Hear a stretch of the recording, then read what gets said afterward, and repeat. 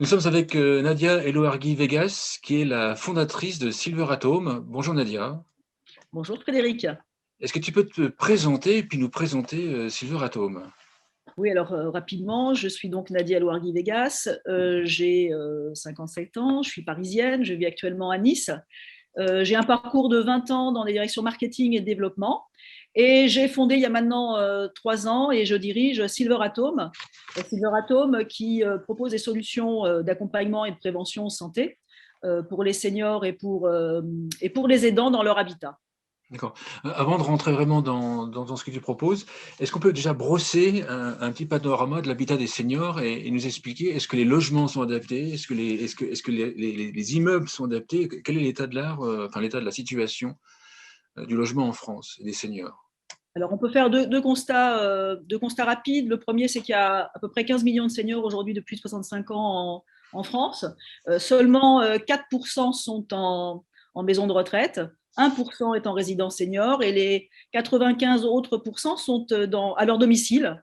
Alors, ils le sont souvent malheureusement dans des domiciles qui sont inaccessibles et inadaptés, ce qui provoque un autre problème important que tu connais bien, Frédéric, c'est le nombre de chutes en France. Donc, on recense sur les 14 millions de seniors qui sont à leur domicile, on recense 2 millions de chutes par an, 500 000 hospitalisations et 15 000 décès, ce qui est donc un défi qu'on doit relever ensemble.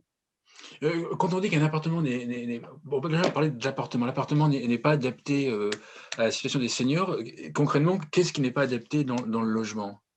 Alors, dans l'expérience qu'on a, nous, sur le terrain et de l'accompagnement de nos clients, dans leur recherche de logement senior, ce qu'il faut dire en premier, c'est qu'en France, 90% des immeubles ne sont pas accessibles. Alors, ils ne sont pas accessibles soit maintenant, soit ils ne sont pas accessibles dans un court ou dans un moyen terme pour un senior qui va, avec l'avancée en âge, de manière un peu inéluctable, avoir une perte de mobilité physique. Qu'est-ce que ça veut dire qu'un immeuble n'est pas accessible, Frédéric? Ça veut dire que, et on peut, je t'invite à faire l'expérience. Quand on arrive devant un immeuble, il y a souvent la petite marche devant le portail qui déjà, si vous êtes soit avec une canne, soit avec un fauteuil roulant, est déjà une problématique. Ensuite, avant d'arriver à l'ascenseur, très souvent, il y a les 3 petites marches avant d'arriver à l'ascenseur. Ensuite, quand vous êtes devant l'ascenseur, est-ce qu'il est assez grand? Est-ce que la porte est automatique? Bon, voilà, c'est l'ensemble de ces conditions qui, dans 90% des cas, ne sont pas remplies, et ce qui rend l'immeuble inaccessible. Alors après, l'immeuble est accessible ou il est inaccessible, et puis ensuite, il y a est-ce que le logement est adapté ou n'est pas adapté. Et très sincèrement, que l'immeuble soit adapté, que le logement soit adapté ou pas adapté n'est pas la problématique majeure, c'est pas l'enjeu majeur. Dans 95% des cas, un logement est toujours adaptable, même au-delà de la salle de bain. Je dirais presque même que l'adaptation de la salle de bain est anecdotique. Ce qui est important, c'est avant tout, est-ce que l'immeuble est accessible? Et puis le troisième point qui pour nous est important, au-delà de l'adaptation du logement, c'est est-ce que le quartier est attractif? Est-ce qu'il y a des services de proximité? Est-ce qu'il y a du service à la personne? Est-ce qu'il y a des médecins, une pharmacie, un parc, possibilité de transport? Voilà. Donc pour nous, ce qui est important, Frédéric, avant et au-delà de l'adaptation, même de l'aménagement du logement, c'est l'accessibilité de l'immeuble et l'attractivité du quartier. Si on veut préserver dans le temps une vie qualitative, sociale du senior ou de l'aidant, et ben c'est sur ces critères d'accessibilité et d'attractivité qu'on doit focuser en fait l'accompagnement du senior. Sinon, on risque d'aboutir à un logement entièrement adapté dans une résidence qui n'est pas accessible ou à un environnement qui n'est pas adapté. C'est ça. Exactement, et on se rend compte que c'est pas pertinent. Et c'est ce qui, et c'est parfois un petit, c'est pour ça qu'il faut faire attention, et particulièrement quand on se situe sur un public de jeunes seniors. L'idéal étant bien sûr de faire de la prévention et d'être en anticipation pour ne pas avoir à aménager ou à déménager de son logement vers un logement sélectionné sur des critères très précis, à nouveau d'accessibilité, d'attractivité, en réactif, en urgence, etc. On sait que c'est toujours assez difficile de faire les bons choix dans cette situation d'urgence. Donc l'idée et de l'anticiper et de l'étudier, idéalement au moment où on fait son bilan retraite ou au moment où on va prendre sa retraite. Est-ce que mon logement est dans un immeuble accessible? Parce qu'il peut être adapté, mais s'il n'est pas accessible, je dirais que l'adaptation ne sert pas à grand-chose. Et quand on parle en France parfois d'un terme que moi je n'aime pas beaucoup, qui est le maintien à domicile, ça fait penser parfois un peu à l'assignation à domicile, à ce qu'on a connu tous pendant le confinement et qui, on l'a bien vu, n'est pas très agréable. Donc, pour que les seniors, les aidants puissent continuer à vivre librement dans leur logement, entrer, sortir, recevoir des gens, recevoir leurs amis, il faut que l'immeuble soit accessible. Sinon, c'est de la perte de lien social, de la perte de qualité de vie, et on va vers au-delà des chutes, on va vers des problèmes de dépression, d'isolement social, etc., qu'on a connus aussi pendant le confinement. Ça me fait penser à une étude j'avais vue, qu'on a étudiée il y a 1 an et demi, sur les résidences-services seniors, et on s'apercevait qu'une demande, en fait, il y avait une différence entre les seniors les plus âgés et les baby-boomers. En fait, les plus âgés, ils cherchaient plutôt un logement pour aller dans le logement. Leur but, en fait, c'était le but dans la direction, c'était atteindre le logement adapté, enfin, aller dans un logement adapté. Et les baby-boomers, en creusant, les jeunes seniors, en fait, ils disaient, c'est pas vraiment ça. Nous, en fait, ce qu'on veut, c'est un hub. C'est en fait, ils veulent un logement un lieu depuis lequel ils vont pouvoir aller dans ce que tu dis un petit peu voir leurs amis, ressortir. Et ils voyaient leur logement plutôt comme un hub, plutôt qu'une destination finale. Et ça, c'était très fort sur les baby-boomers. Ça rejoint un petit peu ce que tu dis. C'est exactement ça.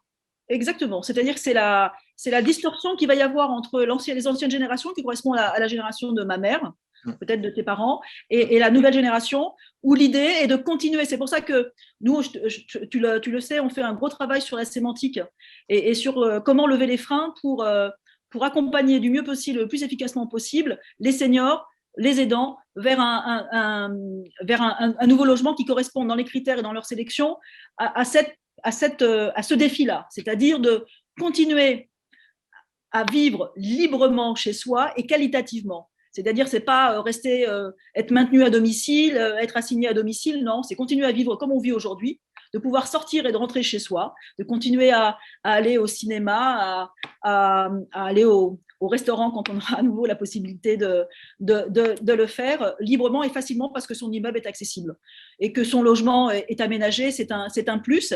Et à nouveau, à partir du moment où l'immeuble est accessible, on peut aménager sans problème le logement. Et il faut aussi que le quartier soit attractif avec un certain nombre de services qui nous permettent d'aller et venir tranquillement et de profiter de la vie comme on veut continuer bien légitimement à pouvoir le faire quand on est senior. Alors maintenant, si on parle de Silver Atom, dans l'environnement qu'on a décrit, comment est-ce que vous abordez le sujet? Alors aujourd'hui, on a la chance d'être accompagné depuis le démarrage de Silver Atom par de nombreux partenaires entreprises et institutionnels, alors Orange, AG2R, Axéo, la compagnie des aidants. On est membre du Conseil national de la Silver Economy, de Silver Valley. On est soutenu aussi par la CCI Nice Côte d'Azur. Par la région Sud, on est membre de l'opération d'intérêt régional de la région Sud sur la Silver Economy. Et donc, avec ces partenaires et ces soutiens institutionnels, on arrive à donc donner de la visibilité à 3 offres de services qu'on propose aujourd'hui. Et le confinement nous a permis aussi du coup d'affiner une deuxième offre de services dont je te parlerai après. Donc, nos 3 solutions aujourd'hui proposées est une solution à destination des particuliers, donc seniors et aidants. C'est le portail de l'habitat senior français, avec 2 offres de services sur ce portail. D'abord, bien sûr, de l'information, des annonces de logements qui ont été qualifiés, et puis la possibilité d'être accompagné si on a besoin d'aller plus loin dans sa recherche de logements qualifiés. Alors, l'essentiel de ce dispositif autour du portail, c'est les annonces qualifiées. Elles sont qualifiées comment? Elles sont qualifiées à travers notre engagement et notre conviction autour de ces 3 critères fondamentaux pour nous, que sont l'accessibilité de l'immeuble, l'adaptation du logement ou l'aménagement du logement et l'attractivité du quartier. C'est ce qu'on appelle nos 3A. Et on a innové en mettant en place ce qu'on appelle le MobiScore, qui permet non pas d'évaluer la personne, mais de mesurer l'habitabilité du logement dans sa capacité à accompagner le senior ou l'aidant dans son avancée en âge et dans l'évolution de sa mobilité physique. Donc, à travers une grille donc, sur ces 3 critères, accessibilité, adaptation et attractivité du logement, on est capable de noter, de mesurer le logement sur 3 niveaux de Mobiscore. Soit le logement est habitable avec une bonne mobilité, soit le logement est habitable avec une moyenne mobilité, soit le logement est habitable avec une mobilité faible ou absente, ce qui permet au public visiteur, utilisateur et qui recherche un logement de pouvoir être orienté vers le logement qui l'intéresse en fonction de ses besoins spécifiques. Et la deuxième innovation sur le portail, c'est que bien souvent, quand on accompagne nos clients, on se rend compte qu'ils n'ont pas de visibilité sur quelle est l'offre de logement possible. On sait qu'en France, il y a une pénurie de logements. Le rapport sur l'adaptation de la Société française au vieillissement et Luc Broussy, son rédacteur, l'indiquait, il y a très peu de logements adaptés et encore moins accessibles et en tout cas identifiés et qualifiés en France. Et donc, les gens sont un peu tétanisés entre 2 solutions qui ne leur correspondent pas, soit des logements inadaptés et inaccessibles, soit donc un modèle à repenser, soit l'EHPAD, la maison de retraite qui est de plus en plus rejetée par ce public de jeunes seniors, et donc tétanisés entre 2 solutions qui ne leur conviennent pas sans avoir de visibilité, de champ de perspective sur les solutions possibles. Et c'est ce qu'on leur propose aussi en mettant en avant 10 solutions ou 10 catégories de logement ou de solutions de logement que l'on met en avant et qui sont disponibles. Alors ça va bien sûr de la copropriété classique à la maison individuelle. Comme on s'adresse à un public de jeunes seniors, on parle aussi des lofts, des ateliers d'artistes. Enfin, on n'est pas resté sur la maison individuelle au sens stricto sensus. On essaye d'ouvrir l'offre aussi et de la rejeunir. Mais il y a aussi la colocation senior, intergénérationnelle, le viager, l'habitat solidaire, la famille d'accueil. Bon, voilà. On essaye d'ouvrir l'offre au maximum de logements pour parce qu'il n'y a pas un public, tu le sais bien, c'est pas à toi que je vais l'apprendre. Il n'y a pas un public de seniors, il y a plusieurs profils de seniors et chacun avec des besoins et des projets de vie différents. Donc ça, c'est notre première solution, le portail. Dans cette solution, comment est-ce que vous faites pour identifier et trouver les logements? C'est les logements qui viennent naturellement à vous, on s'entend, les propriétaires qui vous les proposent, parce qu'ils ont découvert le site et puis ils se sont dit, non, le logement est adapté. Comment est-ce que vous les détectez? Et après, j'imagine que vous allez sur le terrain, voir les logements avec Mobiscore pour pouvoir noter le logement. Alors exactement. Donc, l'idée, c'est que les clients qui déposent les annonces et qui déposent donc les annonces de logement, ils sont de 2 ordres. C'est tous les professionnels qui ont trait à ce type d'activité. Donc, c'est le professionnel immobilier, c'est le promoteur de neuf, c'est le promoteur de résidence senior, c'est l'association qui fait de la famille d'accueil, c'est l'association qui fait de la colocation. C'est ce type de professionnel qui vient donc apporter, à travers des abonnements, les annonces immobilières. Et c'est nous ensuite qui qualifions l'accessibilité de l'immeuble. L'annonce immobilière, l'annonce de logement sur la partie adaptation et attractivité du quartier est en déclaratif par la personne qui dépose l'annonce. Et nous, on vient qualifier, parce qu'à nouveau, c'est notre critère essentiel, on vient qualifier l'accessibilité de l'immeuble par une petite application qu'on a mis en place, qui s'appelle monimmeuble-accessible.com, qui en 10 items très simples, nous permet de venir incrémenter l'annonce sur le portail, sur ce critère-là très précisément.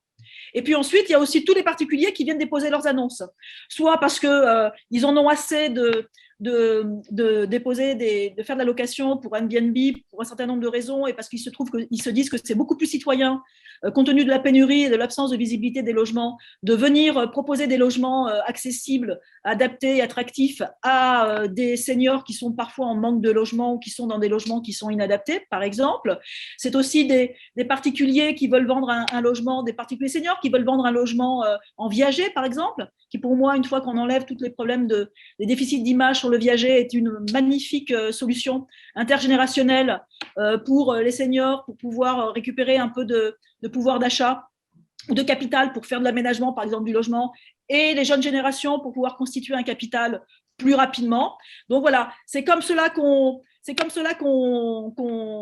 vient apporter de l'annonce sur le portail. Et l'idée, Frédéric, quand on labellise nos professionnels immobiliers pour pour qu'ils puissent accompagner les clients qu'on leur adresse. L'idée aussi, c'est de faire ce travail avec eux. Comment ils sont labellisés, ces professionnels immobiliers? Ils sont labellisés sur 2 axes. Le premier, c'est comment j'appréhende ce public avec ses spécificités. Le deuxième axe, c'est comment je vais chercher dans mon portefeuille de biens, des biens qui sont facilement transformables en biens seniors. Pourquoi? Parce que d'abord, ça permet de matcher très vite avec la personne qu'on lui a envoyée qui est en recherche de logement, et ensuite parce que ça nous permet de venir alimenter plus rapidement l'offre de logement qualifiée sur le portail. C'est des logements qui sont principalement à la vente ou à la location? Est-ce que vous faites les deux? On fait les deux. On fait Bien les deux. sûr, on fait les deux. D'accord. Est-ce qu'il y a une tendance des propriétaires à vouloir adapter leur logement pour avoir des locataires seniors pour X raisons, ou lorsque ça c'est pas une direction qui existe? Alors, ce n'est pas une direction qui existe aujourd'hui et ça fait partie de nos engagements.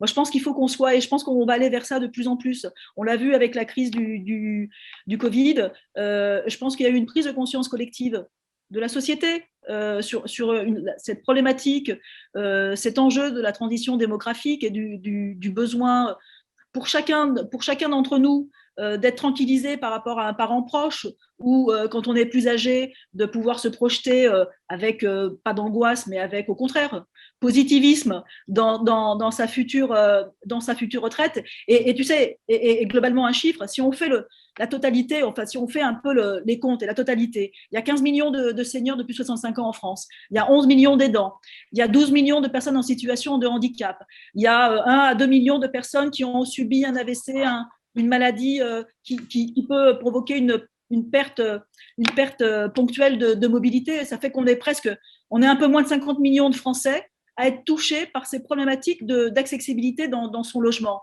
Donc ça devient si tu veux, presque une cause nationale. Il faudrait que ça devienne une cause nationale, l'habitat des seniors.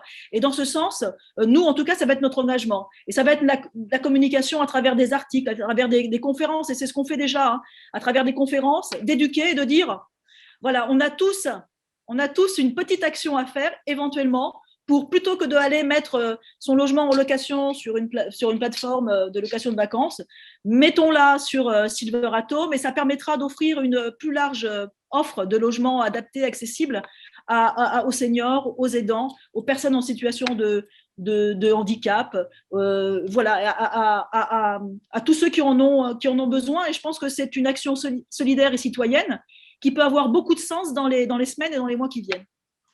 Tu as dit le mot aidant. Dans la recherche d'appartements, un couple de personnes âgées ou seniors recherche un appartement. Est-ce que les aidants à la famille, enfin, comment se comportent les aidants à la famille? Est-ce qu'ils interfèrent? Est-ce qu'ils donnent leur avis? Est-ce qu'ils orientent plus que interférer? Comment est-ce que le couple aidant est? Oui, c'est plus qu'interférer, Frédéric. Très souvent, l'aidant alors, soit l'aidant et le conjoint. Donc, dans ce cas-là, il est très impliqué très impliqué dans la recherche et dans la démarche et dans le parcours résidentiel. Mais même quand ce sont les enfants, et ça a été mon cas à moi, même quand ce sont les enfants, pour des publics de seniors plus âgés, par exemple, s'il y a eu une chute ou s'il y a une nécessité avant la chute de bouger et de sélectionner le bon logement parce que l'immeuble n'est pas accessible, parce qu'il n'a pas d'ascenseur, par exemple, ce qui arrive assez souvent, et ben l'enfant, qui d'ailleurs souvent une femme dans les fratries, c'est souvent les femmes qui accompagnent les parents ou la maman, sont très très présents et très acteurs. C'est plutôt d'ailleurs la personne avec laquelle on est en contact. D'accord. Donc un rôle très fort des aidants, d'où aussi la nécessité de communiquer vers ces aidants. Je poursuis mon fil. Est-ce que on parle on a parlé de prévention, préparation, ou pendant l'émission, je ne sais plus. Est-ce que tu vois une tendance à la prévention liée à l'habitat, ou est-ce que non, on reste encore actuellement à déménager lorsque la chute a eu lieu ou lorsqu'il y a eu un retour d'hospitalisation? Qu'est-ce que tu vois sur le terrain? Alors, ça commence à arriver, c'est à nouveau lié au confinement et à la crise du Covid. Et c'est la seconde solution que l'on propose. C'est une offre qui s'appelle Mon Parcours Résidentiel Senior et qui là est à destination des prescripteurs que sont les mutuelles, les assureurs, les collectivités locales, les bailleurs sociaux, les dispositifs publics comme l'assurance retraite ou la JCARCO, et où il commence à y avoir une volonté, si tu veux, de prévenir le parcours résidentiel du senior. Alors, comment on inscrit cette prévention? C'est simple. Nous, ce qu'on propose, c'est un parcours résidentiel en 3 étapes. D'abord, il faut informer, sensibiliser le senior ou l'aidant sur quels sont les enjeux et pourquoi il va falloir faire le bilan de habitat et mobilité de son logement pour voir si son immeuble est accessible ou pas dans le temps. Et s'il ne l'est pas, eh ben, il faudra qu'il choisisse le bon logement avec les critères qui lui conviennent et qui lui correspondent pour pouvoir changer de logement, parce que sinon, il va s'inscrire dans un parcours de vie plus compliqué, avec éventuellement une chute, avec éventuellement de la perte de lien social, avec éventuellement une réduction, une restriction de sa capacité à vivre pleinement sa vie en pouvant sortir, rentrer, voir des gens, aller au cinéma, faire ses courses.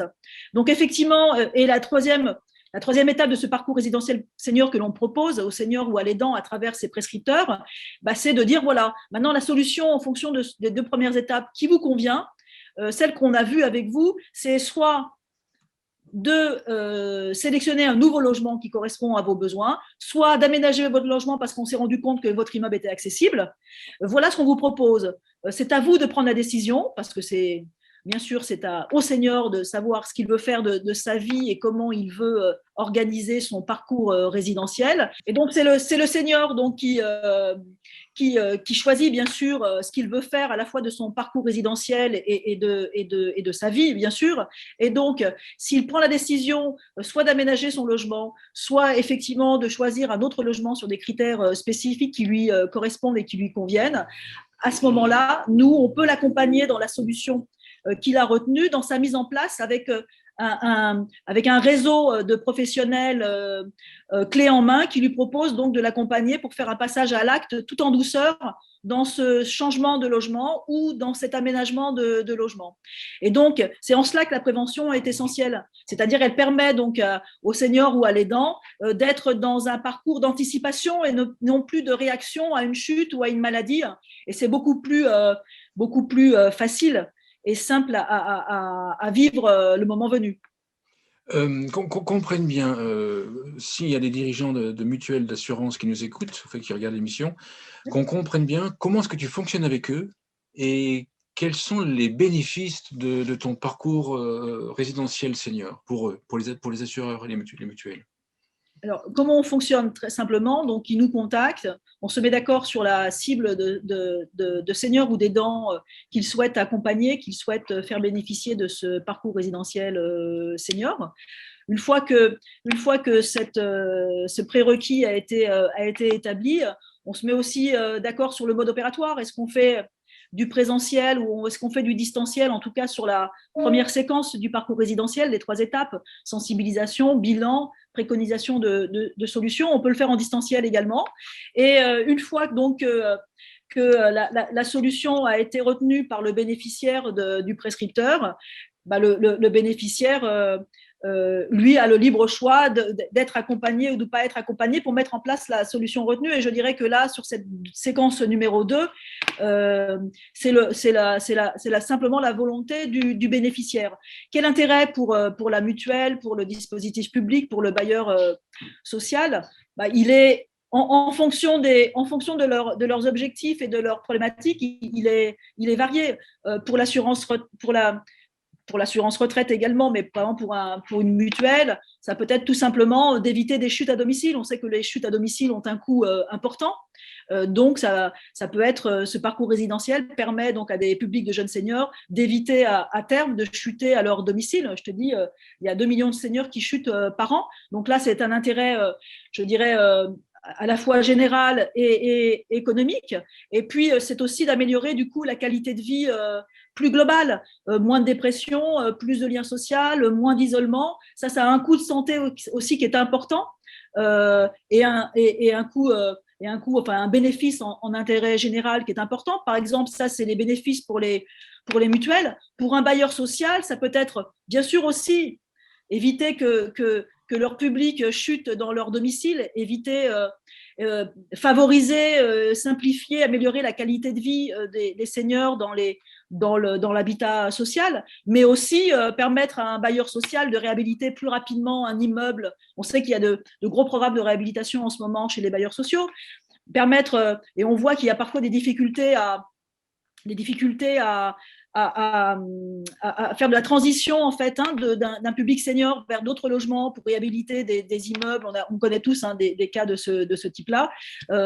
Donc ça peut être voilà un intérêt, réhabiliter plus facilement, plus rapidement des logements sans perte de loyer conséquent mensuel qui viendraient se cumuler parce qu'on n'arrive pas à faire de la transition d'un public senior.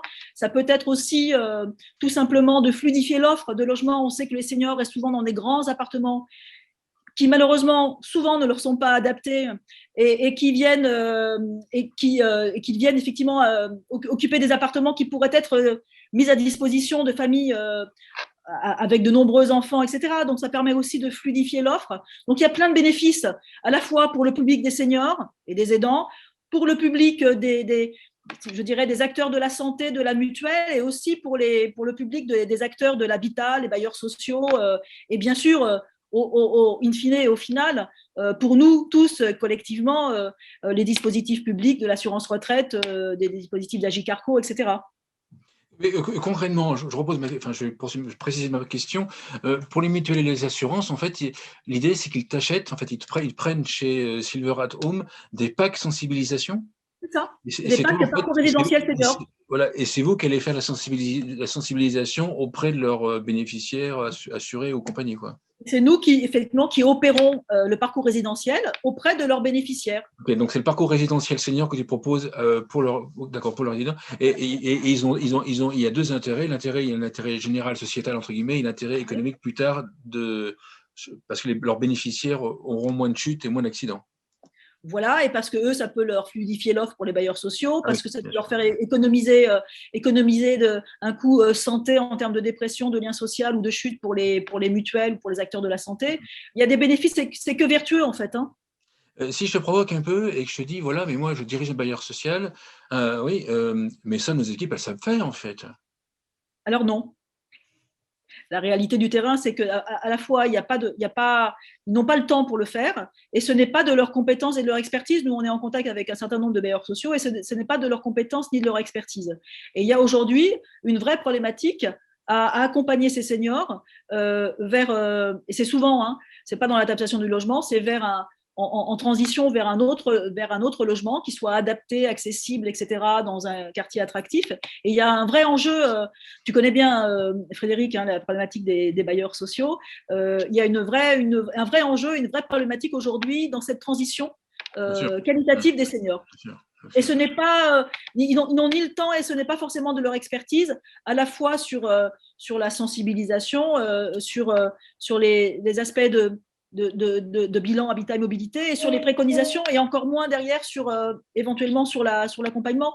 Et c'est en cela que Silver at Home a une vraie valeur ajoutée, parce que nous, on a un champ global, aménagement et mobilité résidentielle, avec le choix du bon logement dans lequel faire muter le senior, que ce soit d'ailleurs en habitat social ou en habitat privé.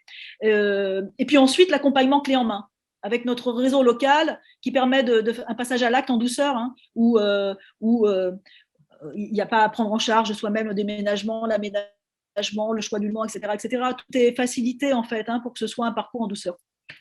Si je te provoque une deuxième fois, et que je suis toujours ce même dirigeant de bailleur social, je te dis que c'est plutôt le rôle en fait des ergothérapeutes de faire ce que tu proposes. Alors, nous, en fait, on est très complémentaires des ergothérapeutes. L'ergothérapeute, d'abord, agit sur un public plus âgé. L'ergothérapeute est un opérateur de santé, donc dont la mission principale est d'évaluer la perte d'autonomie de la personne, qui souvent est en perte de dépendance vers une perte de dépendance plus forte. Et deuxième axe de la compétence de l'ergothérapeute, on a travaillé et on travaille parfois avec des ergothérapeutes, c'est d'adapter le logement à cette perte d'autonomie. Et dans ce cadre-là, le diagnostic bien chez soi, le dispositif de la GICARCO, permet de prendre en charge une partie de ce coût sur un public de plus de 75 ans. Nous, bien sûr, on peut agir en réactif sur ce type de public, mais notre public à nous, c'est plutôt un public plus jeune, de seniors plus jeunes, à qui on ne peut pas parler de perte d'autonomie, de déambulateur, d'adaptation de la salle de bain. Voilà. On n'est pas sur le même public et on n'est pas sur les mêmes besoins. Et nous, on est plus dans l'anticipation, avec un parcours, comme je l'ai dit tout à l'heure, qui va, dans 95% des cas, se solutionner non pas par une adaptation de la salle de bain et même du logement, mais parce que l'immeuble ne sera pas accessible, par une transition immobilière vers un logement qu'on aura sélectionné ensemble sur ses projets de vie, sur ses besoins spécifiques et aussi sur l'accessibilité de l'immeuble, l'attractivité du quartier et enfin l'aménagement du logement. Et donc, en ce sens, si tu veux, on est complémentaires, on n'est pas sur les mêmes publics, on n'offre pas la même prestation du tout, ni la même solution, puisque nous, on va jusqu'à l'accompagnement complet, clé en main, avec notre réseau de partenaires locaux. D'accord. Une conclusion à l'émission? Écoute, merci de cette écoute, merci de cette visibilité pour les 3 solutions d'accompagnement et de prévention santé pour l'habitat des seniors et des aidants. Et puis, écoute, on se tient au courant et on reste en contact pour échanger ensemble sur cet enjeu de l'habitat senior et de la transition démographique qui est, à mon avis, un des enjeux majeurs en parallèle de la transition démographique et des transitions numériques et d'un des enjeux majeurs de la société française dans les semaines, les mois et les années qui viennent. Et voilà comment Nadia m'a programmé un deuxième entretien. Bon, je blague. Hein. Merci Nadia. Nadia Eloaki Vegas, je rappelle que tu es fondatrice de Silverato. Merci beaucoup. Merci. Au revoir.